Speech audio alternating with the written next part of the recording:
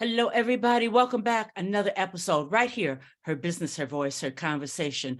I told you earlier that I really was just over the moon to speak with some women who continue to inspire me, motivate me. And some of these women don't even know the impact that they've made on my life for years. But that's what it's like when you are a woman who's always on the move, when you are a woman who refuses to say no. So I am grateful to have Linda Coleman-Willis with me today. Linda is an award-winning speaker, best-selling author, and let me tell you, she is a business consultant. And before we said hit record, she was on a roll about how the pandemic had really changed the territory and the tapestry of women, how we do business. So we want to pick that up. Welcome, Linda. I am so grateful that you are here. Thank you. Thank you for inviting me. I am just pleased to share this time with you, Margot. Well, you're an outstanding woman too now. Oh, girl, you're going to make me cry. Oh, but it's all about you right now. It's all about you. You are a woman who is all about reinventing herself, refocusing, and actually redefining, rebranding yourself. So many of us struggle with that. And we don't know how to do such a thing when we have to do it. So will you just kind of take us on a journey?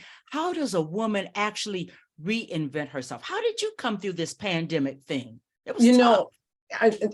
And this pandemic hit when I considered myself at the top of a coaching, and I was doing workshops and taking people through the writing process, because total, I have written 8 books. So people were calling me, and I said, okay, this is an opportunity to share another area that I've gained some expertise in. That pandemic hit, and I'm not a techie. I had a virtual assistant that would do all my posting and all of that. And I was always on my stage or someone else's stage or in front of people or marketing. So here I am now, stuck in a room, and basically I'm still here, home-based business. And so I had to refocus my energies, because I'm a very high energy person and I am a spiritual person. So I knew that maybe there was a reason that we all had to slow down. I'm not sure. But the greatest thing is that there was opportunity to keep reaching out to people. And of course, that was Zoom as one, or Hop In, or some of the other. I had a women's group that I met with once a month, women, and once a month that we met. And all of a sudden, we were all on Zoom. So we didn't lose contact, but it wasn't the same. You know, it just wasn't the same. We were online. But I decided that I was going to create ways to continue to reach out to people, to engage people. And so I started doing webinars. You know, it was like I had my virtual assistant, her husband retired. She retired in the middle of the pandemic. So all of a sudden, I had everything. and I had to do a lot of stuff. I had to learn some stuff, and I had a few people I could call on and say, "Can you do this or can you do that?" But basically, when you're faced with a challenge, you have to make a decision. Are you going to go down? Or are you going to find a way to get around it? Or are you going to create something new that can help you not only pull you out of it, but pull other people out of it? And that was the refocus for me. And you're right, I've had to refocus a lot of times, because you know what happened? Life happens. Life happens, and sometimes it exists. You're either going to lie here and moan and groan and feel sorry for yourself, or you're going to get up and take a look at what talent you have, what value you can bring, get outside of yourself. I spoke to a woman yesterday, and I said, we get outside of ourselves, and this is my problem, but just imagine how many more people are having the same problem out there. Yes. And maybe you've found a solution, or at least you want to encourage them to keep stepping forward, to keep moving, to not give up. So refocus and find out what that refocus looks like for you. It may be different than what Linda Coleman-Willis had or what Margot had, but they're refocus on something that's really important to you, that you feel that can help someone else. And then once you refocus, you can go into the rebuilding process. You can start to create, and you'll be surprised at what kinds of talent you may have that you never even thought about as talent. Yes. Because someone out there is probably in a worse condition than you. And I'm encouraging a lady now to write her story and she's ashamed of her story because of the kinds of things that happened to her in her childhood. And I looked at her and I said, just imagine, don't think about you. Just imagine how many people refocus because she has a story to tell and she has survived it. She lived through it. She's a wonderful, great woman. And there are other people that are currently in the situation she was in or have been in some situation that they're hiding it in the closet. And because they're hiding it in the closet, it's not giving them permission to grow and expand and refocus and do all the wonderful things that they could do, not only for themselves, for other people. So I just say it's a God thing because I often have to give him credit. And through this pandemic, I just thought, this is it. Mhm. But no, doors kept opening, people kept calling. Would you be a speaker on my program? Or yeah, I have a women's group and we're going to be every Sunday afternoon for a few, we have a certain topic and I know this is your topic. Will you come and speak to my group? So it didn't fly away. It didn't fly away, but I was open to receiving. Open. You have to be open to receiving, because we'll go in the room, close the door and get the oh, poor me, No, you have to be open to receiving, because a lot of people were in a really, really bad place. Mhm. And it was, my husband and I suffered a fire and we were out of our home for a year and a half, living out of first in a hotel and then in a rented house that we had to live in while they put our house back together. So there are lots of challenges that you're going to be faced. But if you can find that one thing that gives you strength, that helps you want to keep moving, that says, hey, this is not the end. This may be a new beginning, but it is definitely not the end. And that's always been my attitude, is that there's something else better. There's something God wants me to do. Yes, this is a challenge, but I can grow through it. Yes. You can grow through it. And a lot of people I've heard people say, I'm not going back to that job. I can do more. They've discovered themselves. A lot of people discovered themselves in the middle of this pandemic. Yes. And so I say refocus and then start rebuilding and then reach out and get the support that you need and then support other people. Yes. Yeah. And don't be afraid to tell your story. There's someone else out there. Heard that so many times. Mhm. Tell your story. Mhm. Because first and foremost, before they want your book, before they want your product, they want to know, who are you? Yes. Can I even relate to this person? Mhm. And more times, yes, than never, you have something in common. That's right. And it's a magical, magical story. Looking at you, listening to you, who would have thought you have had to climb over so much just in these last 3 years? Yes. Fire that took you out of your home, your comfort zone, your place of peace and respite for over a year. That's And we won't amazing. talk about the loss, because I had my home-based business. So it's a tremendous loss. But like I said, it cleared a path. And I'm like, okay, this is what I'm dealt, again, refocusing. Because if we sit back and, oh, poor me, or we stay, and I know a lot of times we're there in the beginning, but don't stay there. Yeah. Just know that there is something better. There may be something better, but certainly you don't have to sit there and stew in that. Yes. You like can that's refocus. the end. Like that's the Yes. end. It can be the beginning of something wonderful. Linda, do you find that so many people, it's just fear?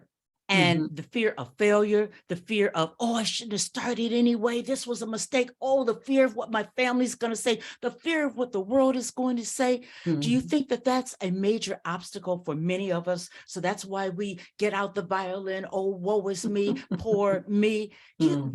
What say you to all of that? Because fear is huge. Fear is real too. And I talked to this same young lady about procrastination. And I told her procrastination is fear of something.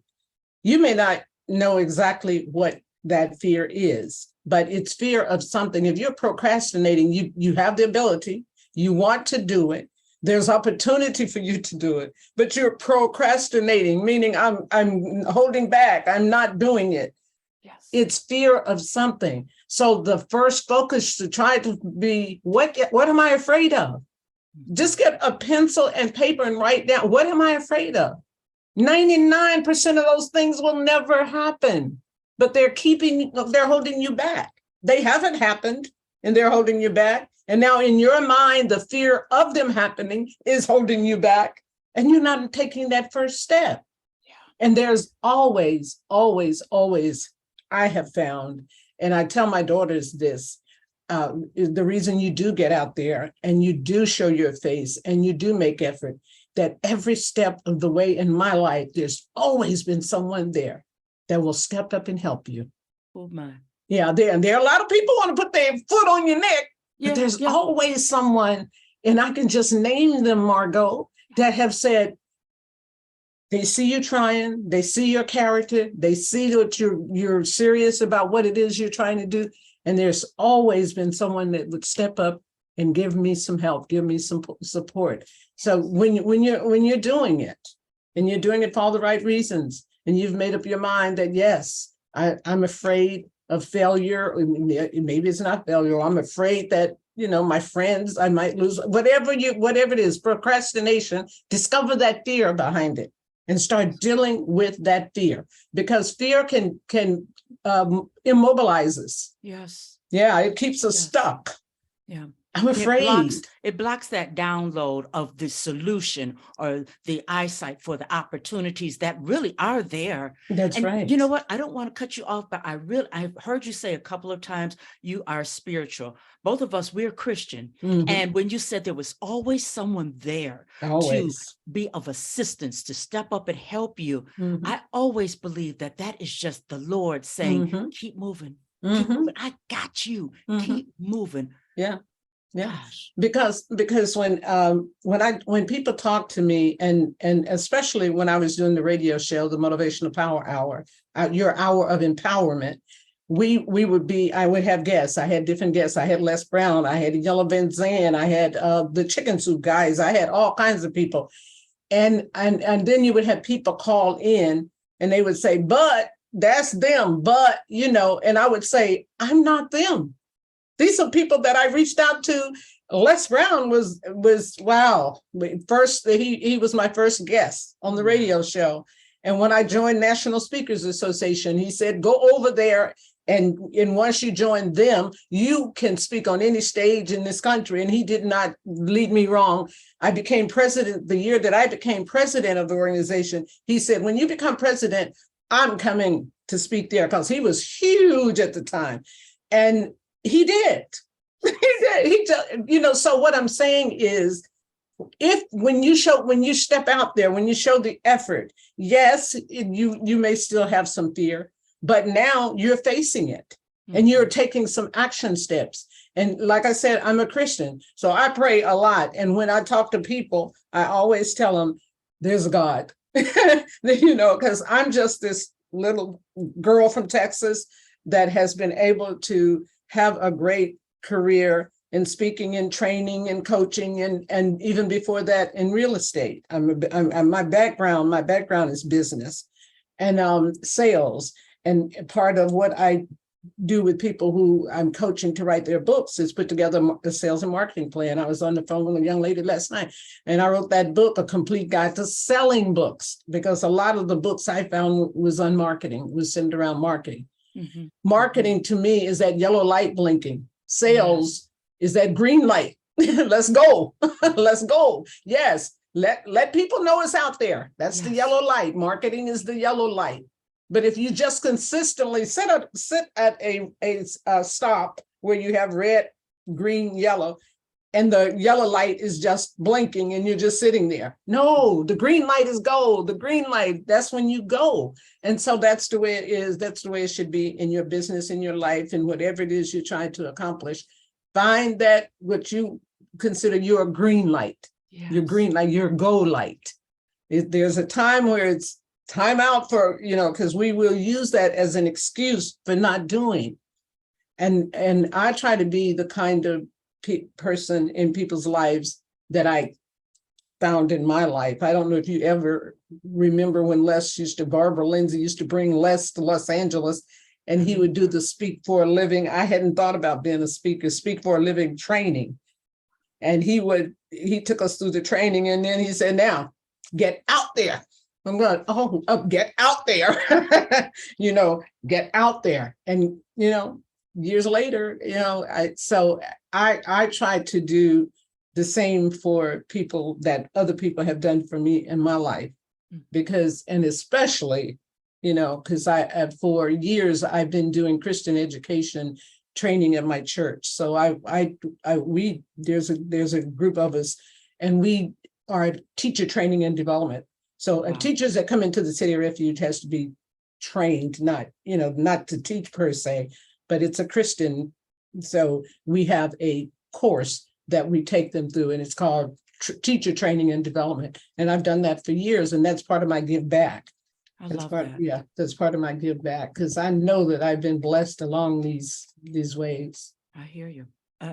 As everyone can hear, you are a woman of many talents, but when the rubber meets the road, you know so much. I mean, it's no wonder you have 8 books that are out on the market. It's let's see, four of them are anthologies, and anthologies is books written with other people. And then I have 4 that I wrote.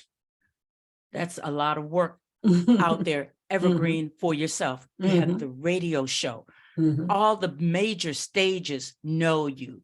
So you have evergreen here and evergreen there and evergreen everywhere. At the end of the day, and I'm looking at the time, at the end of the day, what's your greatest accomplishment as far as making an impact with women in their lives, motivating them, inspiring them? What comes to mind?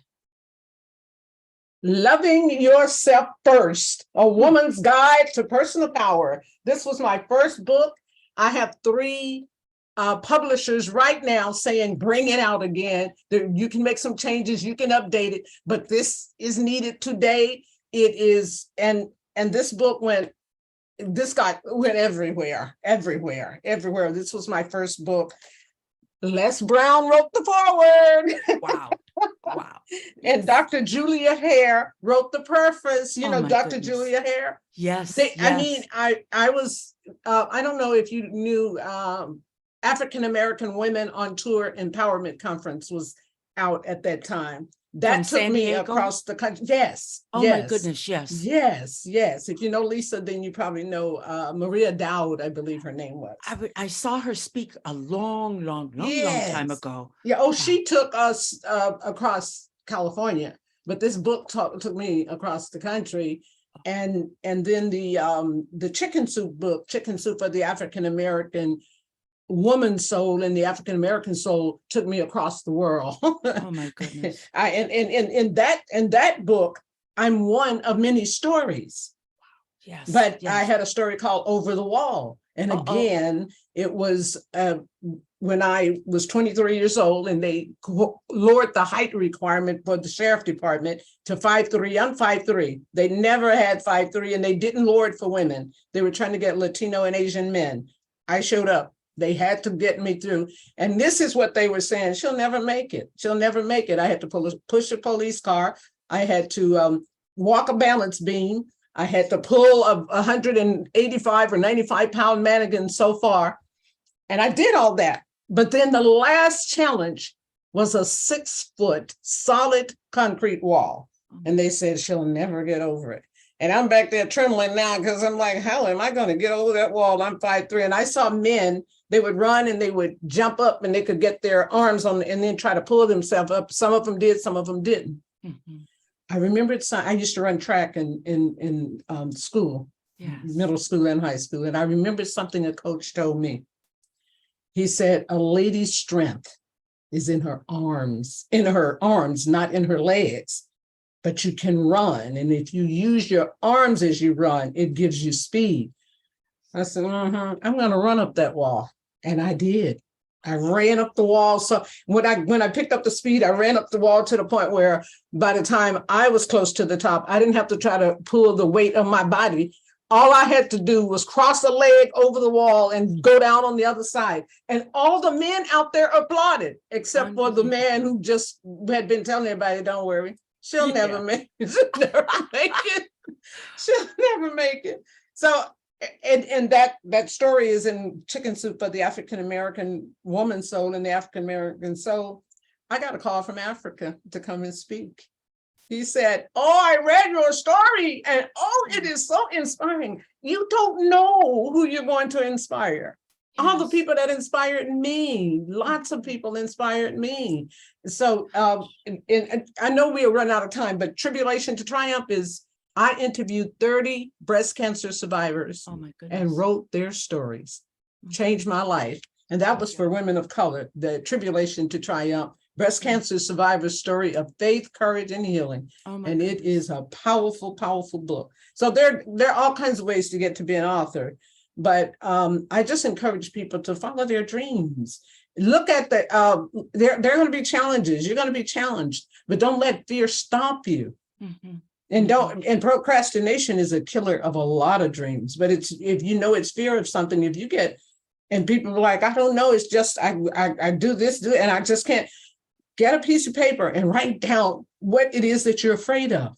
Yes. And I would pray on it. I'd turn that over to God, first of all, because, you know, he can work miracles in your life. Yes. Miracles you can't even imagine. He has worked miracles, placed grace and peace throughout your life. You are a national treasure. Thank you. I tell you, from the very first time I heard you speak, you inspired me. And this is, I can barely sit in my seat just listening to you. I so appreciate you, your body of work. And before we close out, please let everyone know where they can go so that they can purchase your books, so that they can ask you to speak on their stage, so that they can get in contact with you, maybe even work one-on-one, whatever they need. I know that you have what a person is seeking, only for the asking. Right. How do they find you? Well, I would say my website is businessdevelopmentforsuccess.com. If you're interested in writing, you just do the / writing. It takes you straight to that particular area of my website. So the business is www.businessdevelopmentforsuccess.com. And you can Linda Speaks 1113 at gmail.com. And the thing is that Google, sometimes I'm surprised with what comes up. I was like, wow, Google keeps all kinds of information on you, and you'll see. But I'm here. Yes. Yeah, very I'm here. Much so. Gosh. I wish that we had more time. I really, really do. Once again, here I am fangirling all over again. Thank you for your time. Okay. I do have a 2-day workshop that I do for writers if they want to. Yeah. And May 25th is the Black Writers on Tour. I'll be there. I'm doing a workshop there called How to Write a Book. But I have my own 2-day workshop that I do. It's called From Concept to Completion, from idea stage to finished product. I take you from your idea to finish, and I do not let you procrastinate. Yeah. Good. So, okay. And so then they can sign up once they go over to your website, or do you have a particular date for the workshop? I don't. The May 25th, I'll be at Black Writers on Tour. My workshop is from 1 p.m. to 2 p.m. I will have a booth there. Okay. Because I'm part of the authors panel and the workshop, there'll be someone else sitting at my booth, but he'll have flyers for the workshop. But I'll be there all day. So at some point in time, I will be at the booth, or I will be doing my workshop, or part of the authors panel where people get to ask us questions, and you're going to be there. I'll be there also. And I looked up then to find out what time your workshop is going to be. So I was hoping it wasn't the same time, and it's not. It's not. So you will look out, and I will be sitting as you speak also. Okay. So I'll make sure that I get this out, and everybody, Black Writers on Tour is taking place this month in March, and usually don't timestamp stuff, but it's March the 25th. It is free to Carson enter. Community Center. Yes, in Carson, California. So if you're in Mhm. Southern California, you need to be there. You need Dr. to be Rosie there. Milligan really makes this a wonderful, wonderful event. yeah. It's Mhm. live, Mhm. and you'll want to be there. So Mhm. you look for I was going to say Dr. Linda Coleman-Willis. I feel as though you may as well have your doctor. I hope they come out, because this will be the first live one. We had it all set up March 2 years ago and had to cancel it. Yes. But this is the first live one, so it should be really good. Wow. Dr. Claude Anderson is going to be Yes. one of the speakers, so it'll be good. We'll all be there. So One come on heck of a- out. Yes, heck of a Yeah. lineup. So Mhm. well, we had better dash. I could have Okay. this lady on. We'll have to have this conversation again. I appreciate you. And I appreciate you, audience. Thanks for listening. Thank you for your time. Do reach out to Linda Coleman-Willis. It will be worth your time. Once again, I'm Margot Levette, her business, her voice, her conversation. And I'll see you next time. Bye-bye now. Thank you.